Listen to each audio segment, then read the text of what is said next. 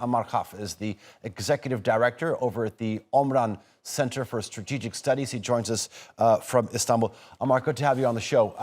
So the rebels have been sort of handing over their weapons. Yes, that's part of the deal. But do you think that the rebels really trust the Assad regime, or was this done, this ceasefire deal brokered to sort of alleviate the immense suffering from the siege?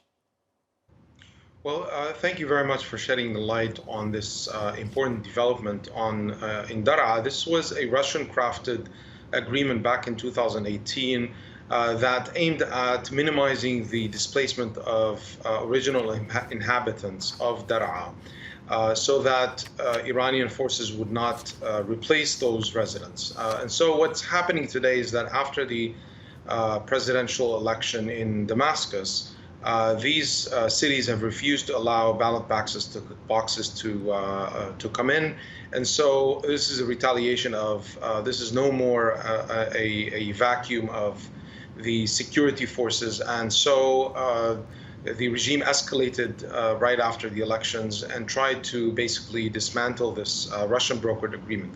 What the Russians are trying to do now is to gradually reach the end game, or the end goal that the regime wants, which is absolute full control and the displacement of anyone who does not wish to fully comply with the rules of the central government. Ammar, tell me this. The ceasefire aside, I'm wondering, has the past 2 months shown that the Bashar al-Assad regime is very reliant on its Russian and specifically Iranian partners to maintain a hold of that area?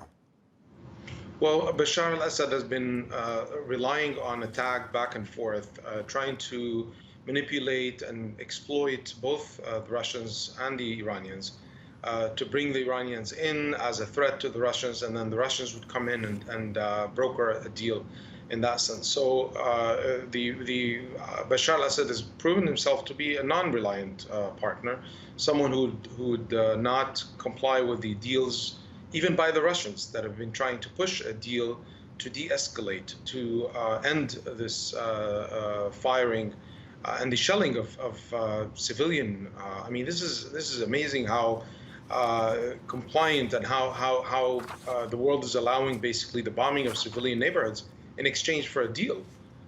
These are not Free Syrian Army. This is not armed groups or rebels and so forth.